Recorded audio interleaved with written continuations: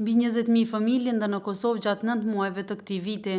Nga muaji janar deri në shtator në Kosovë janë regjistruar gjithsej 20.738 lindje, sipas të dhënave më të fundit të publikuara nga Agjencia e Statistikave të Kosovës. Këto të dhëna përfshin lindjet që kanë ndodhur brenda territorit të vendit dhe janë evidentuar nga institucionet përkatëse shëndetësore dhe civile. Sipas statistikave, 10.730 janë djemë, ndërsa 10.009 janë vajza.